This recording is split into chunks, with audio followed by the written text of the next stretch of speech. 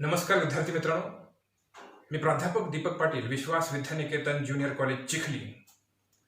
यावर्षी माझ्या यूट्यूब चॅनलच्या माध्यमातून इयत्ता 12वी इंग्रजी या विषयाच्या प्रत्येक घटकाच्या पिनपॉइंट नोट्स देण्याचा माझा मानस आहे. महाराष्ट्रातील जास्तीत जास्त विद्यार्थ्यांना याचा जर फायदा झाला तर त्याचा मला मनस्वी आनंद होईल. त्यामुळे माझा पाठवलेला हा व्हिडिओ पहा, आवडला तर लाईक करा, शेअर करा, कॉमेंट्स करायला विसरू नका आणि मी पाठवलेला प्रत्येक व्हिडिओ तुमच्यापर्यंत पोहोचावा अशी तुमची अपेक्षा असेल तर माझ्या चॅनलला सबस्क्राईब करा. धन्यवाद.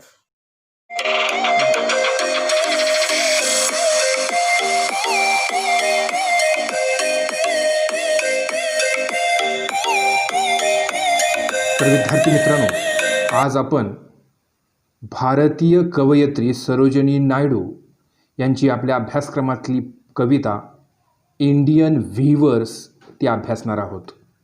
कविता अभ्यासण्यापूर्वी just we are going to deal with the introduction of poetess Sarojini Naidu. Sarojini Naidu यांचा जन्म 1879 साली तर त्यांचं निधन 1949 साली झालं. She was a political activist, feminist, and first Indian woman who became the president of Indian National Congress. त्या राजकारणामध्ये अतिशय सक्रिय होत्या. स्त्रीवादी चळवळीमध्ये सुद्धा त्यांचं मोलाचं योगदान होतं. त्याचबरोबर त्या पहिल्या भारतीय महिला होत्या ज्या भारतीय राष्ट्रीय काँग्रेसच्या अध्यक्ष झाल्या. She was an important figure in India's struggle for independence. भारताच्या स्वातंत्र्य लढ्यामध्येच देखील त्यांचं अत्यंत मोलाचं योगदान होतं. Sarojini Naidu's work as a poet earned her sobriquet of nightingale of India. Sobriquet या शब्दाचा अर्थ टोपण नाव असा होतो. सरोजिनी नायडू यांनी काव्यक्षेत्रामध्ये केलेल्या कामाची पोहोचपावती म्हणून त्यांना भारताची गानकोकिळ हे टोपण नाव बहाल करण्यात आलं.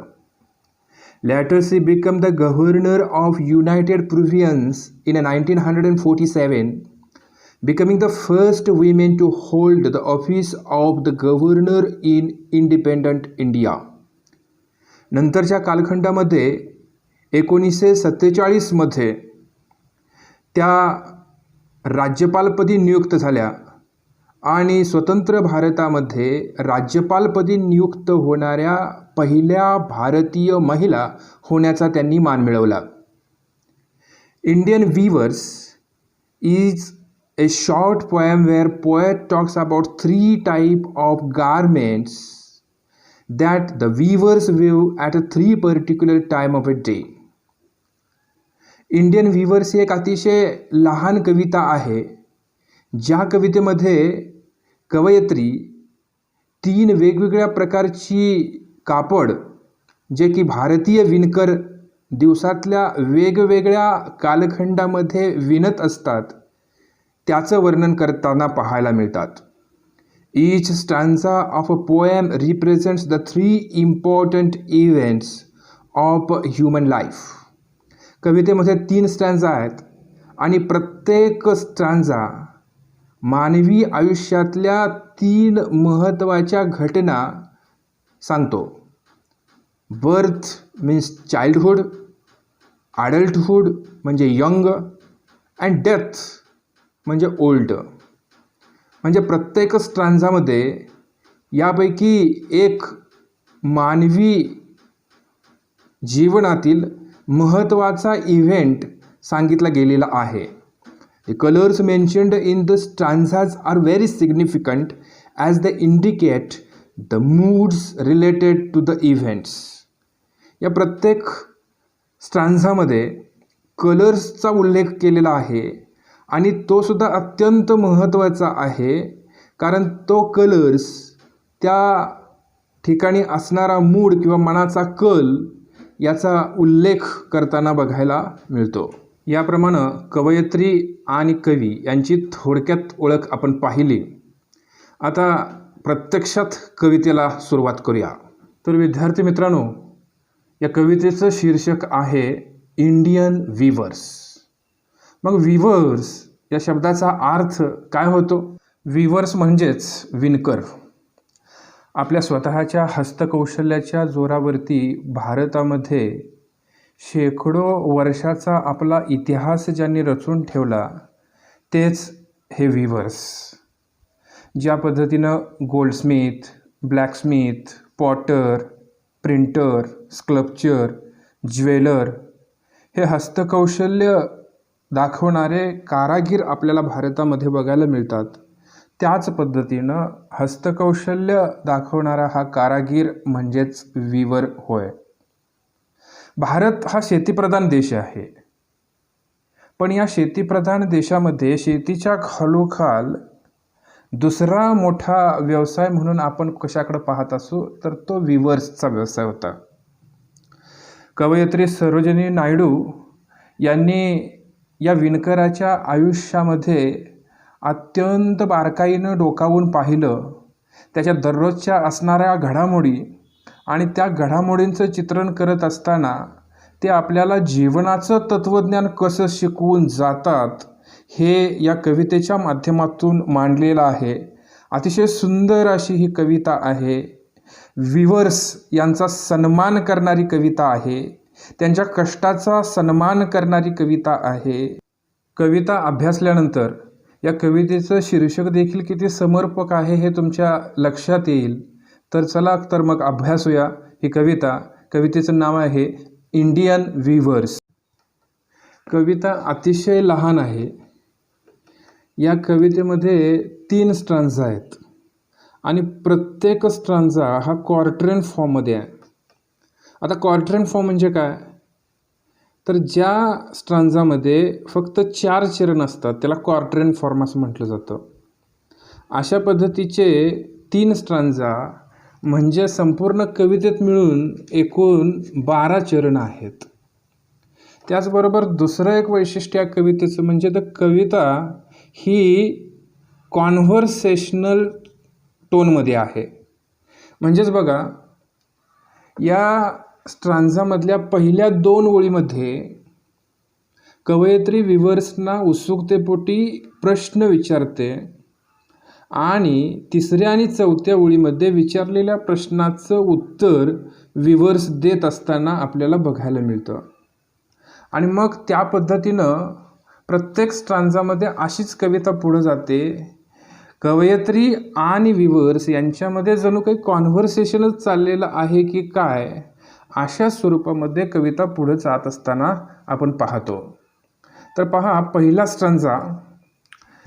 Viewers weaving at break of day, why do you weave a garment so gay, blue as the wings of a halcyon wild, we weave the robes of a new born child. पहिल्या 2 स्ट्रांजामध्ये कवयित्री काय म्हणते बघा, तिच्या मनामध्ये उत्सुकता आहे. Break of day म्हणजे सूर्योदयाच्या वेळी, ज्या वेळेला सूर्य उगवतो त्यावेळेला वीवर्स कापड विणायचं काम करतायत. एवढ्या सकाळ सकाळी उठून लवकर हे वीवर्स कापड विणायचं काम का करतायत याच्याविषयी कवयित्रीला उत्सुकता आहे आणि म्हणून त्या उत्सुकतेपोटी ती त्या वीवर्सना प्रश्न विचारते. Why do you weave a garment so gay. Gay या शब्दाचा अर्थ आनंदी असा होतो.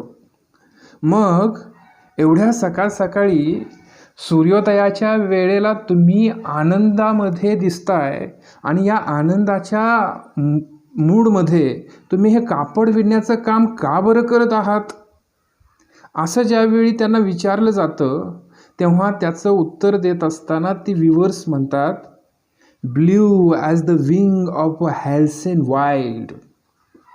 आम्ही जे कापड विणतोय ना ते निळ्या रंगाचं कापड आहे.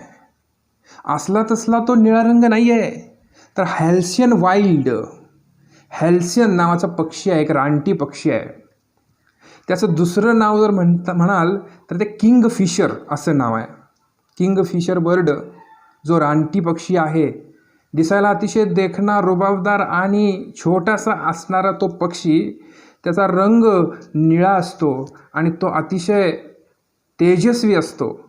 आणि त्या पक्ष्याच्या पंखांचा जो निळा रंग आहे ना, त्या रंगाचं कापड आम्ही विणतोय, असं या ठिकाणी व्हिवर्स त्या कवयित्रीला सांगतायत. Blue as the wing of a halcyon wild. बघितलं आहे तुम्ही हॅल्सियन वाईल्ड पक्षी? बघितलं आहे का तुम्ही किंगफिशर पक्षी? हा 1 मिनिट बघा, या ठिकाणी दाखवतोय. हा अशा पद्धतीनं बघा किती रुबाबदार दिसतोय तो. अशा पद्धतीनं हा रुबाबदार पक्षी तो किती सुंदर दिसतो. त्याचा रंग बघितलं तर आल्हाददायक असा वाटतो. आणि म्हणून अशा पद्धतीच्या निळ्या रंगाचं कापड आम्ही विणतोय. आणि ते कशासाठी विणतोय हेही विणकर या ठिकाणी सांगतात. ते म्हणतात, we weave the robes of a new born child. आम्ही हे निळ्या रंगाचं कापड विणायचं काम करतोय, ते म्हणजे नुकत्याच जन्माला आलेल्या नवीन बाळाच्या साठी ड्रेस शिवायचा आहे. रॉब्स म्हणजे कापड किंवा ड्रेस. त्याला ड्रेस शिवायचा आहे आणि त्याच्या ड्रेससाठी म्हणून आम्ही हे कापड विणतोय.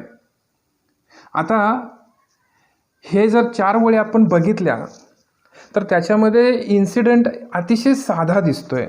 साधा दिसत असला तरीसुद्धा जीवनाचं खूप मोठं तत्त्वज्ञान याच्यामध्ये सांगण्याचा प्रयत्न केलेला आहे. म्हणजे पहा, दिवसाची सुरुवात ही सूर्योदयानं होते. त्याच पद्धतीनं आयुष्याची सुरुवात ही लहान बाळाच्या जन्मानं होते. दिवसाची सुरुवात होते त्यावेळी आपण आनंदी असतो. त्याच पद्धतीनं लहान बाळाच्या जन्माच्या वेळीसुद्धा आपण आनंदी असतो. हॅल्सियन बर्डचा निळा रंग आणि त्या कापडाचा निळा रंग हे आनंदाचं प्रतीक आहे. हे आशेचं प्रतीक आहे. दिवसाची सुरुवात होते त्यावेळी आपण आनंदी असतो. लहान बाळाचा जन्म होतो त्यावेळीसुद्धा आपण आनंदी असतो. दिवसाची सुरुवात होते त्यावेळी या दिवसामध्ये आपण काहीतरी चांगलं काम करू अशी आशा आपल्या मनामध्ये निर्माण असते आणि म्हणून त्या दिवसाकडून काहीतरी आशा आपण निर्माण करत असतो. त्याच पद्धतीनं लहान बाळाचा जन्म होतो त्यावेळी त्या लहान बाळाकडून सुद्धा आपल्याला काहीतरी आशा असते आणि म्हणून निळा रंग हा आनंदाचं आणि आशेचं प्रतीक आहे. तो लहान पक्षी हे चंचलतेचं प्रतीक आहे, स्वातंत्र्याचं प्रतीक आहे, बर्डन फ्री लाईफचं प्रतीक आहे. ते लहान बाळ अतिशय चंचल असतं, अत्यंत ते स्वातंत्र्य अनुभवत असतं. आयुष्याचं बर्डन अजून त्यानं घेतलेलं नसतं. Child has not burden of life eight, living innocent and free life. The bird represent the child. आणि म्हणून अशा पद्धतीनं या ठिकाणी निळा रंग आणि पक्षी ही प्रतीकं या ठिकाणी या स्ट्रांजामध्ये वापरलेली आहेत. ही प्रतीकं आपल्याला बरंचसंच काहीतरी सांगून जातात. जीवनाची सुरुवात आणि त्याचबरोबर दिवसाची सुरुवात या दोन्हीही गोष्टी आपल्याला बरंच काहीतरी सांगून जातात. कवितेमध्ये डे, गे, वाईल्ड, चाइल्ड या रायमिंग पेअर आहेत आणि ए ए, बी बी ही ट्रॅडिशनल राईम स्कीम असलेली बघायला मिळते. त्याचबरोबर मॅक्झिमम ॲलिट्रेशन हा फिगर ऑफ स्पीच या ठिकाणी वापरलेला आहे आणि त्यामुळं कविता ही गाण्यासाठी अतिशय योग्य वाटते. आता आपण दुसरा स्टांझा अभ्यासूया. या दुसऱ्या स्टांझामध्ये कवयित्री काय म्हणते पहा. Weavers weaving at a fall of night, why do you weave a garment so bright? Like the plumes of a peacock, purple and green, we weave the marriage veil of a queen. या स्टांझामध्ये fall of night म्हणजे सायंकाळची वेळ. या ठिकाणी कवयित्रीला उत्सुकता आहे की सायंकाळची वेळ आहे आणि दिवसाच्या या महत्त्वाच्या प्रहरी Y do you weave the garment so bright. Bright म्हणजे तेजस्वी. एवढं तेजस्वी कापड तुम्ही का विणत आहात. आणि मग कवयित्रीनं विचारलेल्या या प्रश्नाला उत्तर देण्यासाठी विवर्स काय म्हणतात पहा. Like the plums of a peacock, purple and green. Like the plums. Plums म्हणजे मोराचं पंख. मोराच्या पंखासारखं पर्पल आणि ग्रीन पंख कसं असतं बघा मोराचं, पर्पल रंग असतो, ग्रीन रंग असतो. अशा पद्धतीनं त्या पर्पल आणि ग्रीन रंगाचं कापड आम्ही विणतोय. We weave marriage veil of a queen. आणि आम्ही हे कापड राणीच्या लग्नासाठी ती जो भुरका घेणार आहे, ती जो घुंगट घेणार आहे, त्याचं कापड आम्ही विणतोय. विणकर आनंदी आहेत, कारण राजघराण्यातील व्यक्तीसाठी म्हणजे राणीसाठी ते कापड विणत आहेत आणि ते देखील राणीच्या आयुष्यातील सर्वात महत्त्वाच्या आणि आनंदाच्या क्षणाला द्विगुणित करण्यासाठी ते कापड विणत आहेत.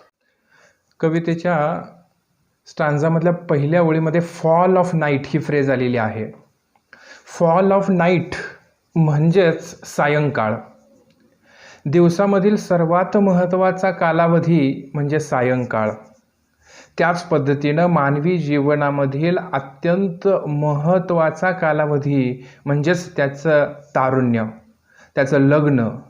आणि म्हणून या ठिकाणी दिवसातला महत्त्वाचा कालावधी आयुष्यातील महत्त्वाच्या कालावधीशी या ठिकाणी कंपेअर केलेला आहे, तुलना केलेली आहे. त्याचबरोबर या ठिकाणी why do you weave the garment so bright, हे तेजस्वी कापड तुम्ही का विणताय असं ज्यावेळी विचारलं गेलं त्यावेळी like the plumes of a peacock purple and green, मोराच्या पंखावरती ज्या पद्धतीनं करडा आणि हिरवा रंग असतो त्या पद्धतीचं कापड आम्ही विणतोय असं विणकर सांगतात. पर्पल आणि ग्रीन हे दोन रंग या ठिकाणी आलेले आहेत. पर्पल कलर जो आहे तो कलर आहे स्ट्रगलचा. आयुष्यामध्ये तारुण्याची सुरुवात ज्यावेळी आपण करतोय त्यावेळी आयुष्याच्या जबाबदाऱ्या आपण घेत असतो. आयुष्यामध्ये स्थिर होण्यासाठी आपण धडपडत असतो आणि त्या सर्व जबाबदाऱ्या यशस्वीरित्या पार पाडल्यानंतर आपण त्या तारुण्यातील दुसऱ्या भागाला सामोरे जातो. आणि मग ग्रीन कलर हा प्रॉस्पेरिटी घेऊन येतो, भरभराट घेऊन येतो. आपण लग्न करतो, आयुष्यातले चढउतार आपण हसत खेळत स्वीकारतो, आपली भरभराट सुरू होते. हे दाखवण्यासाठी या ठिकाणी ग्रीन कलर हा प्रतिकात्मक स्वरूपानं वापरलेला आहे. ग्रीन कलर काहीतरी आयुष्यातला आनंद सांगण्यासाठी या ठिकाणी दिलेला आहे. आणि म्हणून तारुण्यामध्ये असणारा पर्पल कलर हा संघर्ष दाखवतो, जबाबदाऱ्या पेलण्यासाठीची धडपड दाखवतो. आणि त्याचबरोबर त्या ठिकाणी असलेला ग्रीन कलर हा भरभराट दाखवतो. आणि म्हणून या ठिकाणी या कलरच्या माध्यमातून सुद्धा प्रतिमा वापरण्यात आलेल्या आपल्याला बघायला मिळतात. ज्या पद्धतीनं फॉल ऑफ नाईट म्हणजे सायंकाळ ही दिवसातील अत्यंत महत्त्वाचा भाग असते. सायंकाळच्या वेळी खेळण्यासाठी बाहेर गेलेली मुलं पुन्हा घरी परत येतात, शाळेसाठी बाहेर गेलेली मुलं पुन्हा परत येतात, घरातला कर्ता पुरुष कामासाठी नोकरीधंद्यासाठी घरातून बाहेर गेलेला असतो तो घरात परत येतो. घरामध्ये वयोवृद्ध बसलेली माणसं या सर्वांची वाट बघत असतात. आणि दिवसातील सायंकाळची वेळ ही अशी असते की घरातले सर्व लोक त्या ठिकाणी एकत्र येतात, आनंदामध्ये असतात, आपले विचार एकमेकांना शेअर करतात. आणि मग हा आनंदाचा क्षण अतिशय महत्त्वाचा असतो. आणि म्हणून दिवसामध्ये सायंकाळच्या वेळेला हे अत्यंत मोठं महत्त्व आहे. त्याच पद्धतीनं आयुष्यामध्ये सुद्धा तारुण्याला तेच महत्त्व आहे. आणि म्हणून या ठिकाणी दिवसाच्या वेळेची तुलना या ठिकाणी तारुण्याशी आणि त्याचबरोबर लग्नाशी करण्यात आलेली आहे. ज्या पद्धतीनं सायंकाळच्या वेळी आपण आनंदी असतोय त्याच पद्धतीनं आपल्या तारुण्यातल्या जबाबदाऱ्या पेलल्यानंतर आपला जीवनसाथी ज्यावेळी आपल्याला सापडतो त्यावेळी त्या जीवनसाथ्याबरोबर आपण आयुष्य पुढं आपण आनंदात घालवणार आहोत याचाही एक आनंद आपल्या चेहऱ्यावरती आपल्याला पाहायला मिळतो. कवितेच्या या स्ट्रांझामध्ये सुद्धा दोन रायमिंग पेअर आहेत, नाईट ब्राईट, ग्रीन क्वीन. आणि त्यामुळं या स्ट्रांझामध्ये सुद्धा AABB ही ट्रॅडिशनल राईम स्कीम आपल्याला बघायला मिळते. यानंतर आपण शेवटचा म्हणजे तिसरा स्टांझा बघूयात. Weavers weaving solemn still What do you wave in a moonlight chill? White as a feather and white as a cloud, we wave a dead man's funeral shroud. पहा, या ठिकाणी सोलम अँड स्टील कवितेच्या पहिल्याच ओळीमध्ये या ठिकाणी कवयित्री आपल्याला त्या विवर्सचा असणारा मूड किंवा मनाचा कल सांगते.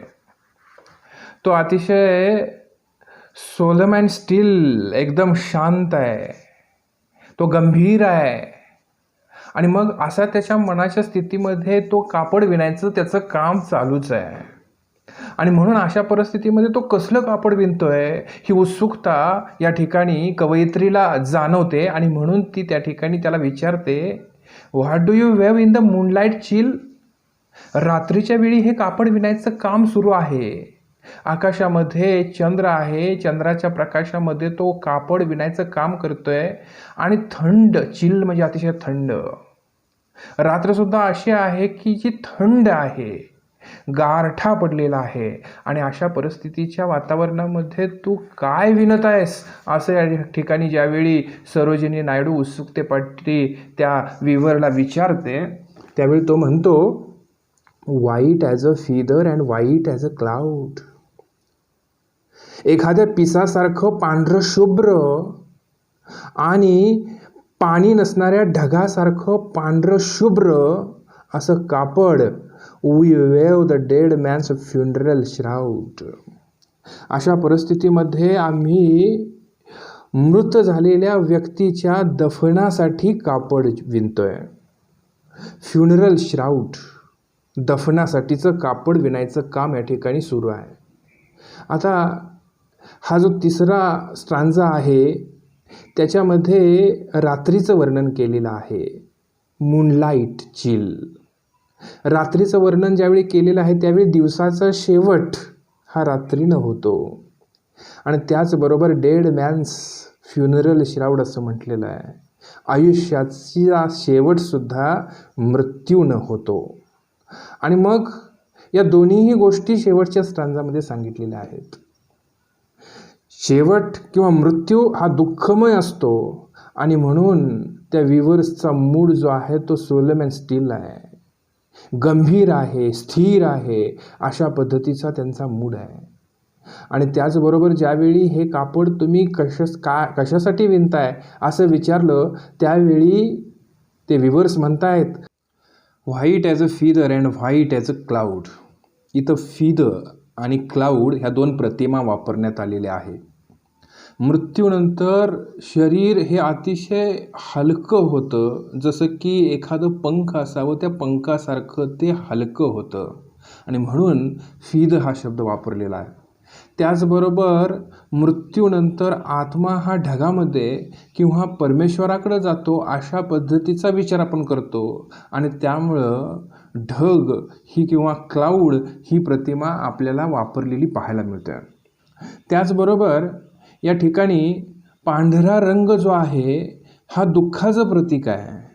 म्हणजे एखादा घरामध्ये वाईट प्रसंग आलेला असतो, एखादा मृत्युमुखी पडलेला असतो, त्यावेळी घरातले लोक शोक व्यक्त करण्यासाठी सर्वजण पांढरे कपडे घालतात, पांढरे कपडे परिधान करतात. त्या पद्धतीनं हा पांढरा रंगसुद्धा दुःखाचं प्रतीक म्हणून या ठिकाणी आलेला आहे. त्याचबरोबर क्लाउड हा शब्द जो आहे तो ही पांढऱ्या रंगाचा क्लाउड.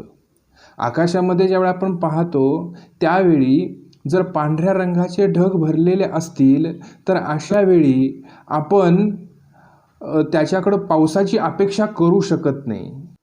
त्याच पद्धतीनं आयुष्यातल्या शेवटच्या टप्प्यामध्ये असणाऱ्या वयोवृद्ध माणसाकडून सुद्धा आपण कसलीही अपेक्षा करू शकत नाही. अशा पद्धतीचा या ठिकाणी उल्लेख केलेला आहे. ज्या पद्धतीनं दिवसाचा शेवट हा रात्रीनं होतो त्याच पद्धतीनं आयुष्याचा शेवट हा मृत्यूनं होतो आणि म्हणून या दोन्हीही गोष्टी या शेवटच्या स्ट्रांजामध्ये मांडण्याचं काम केलेलं आहे.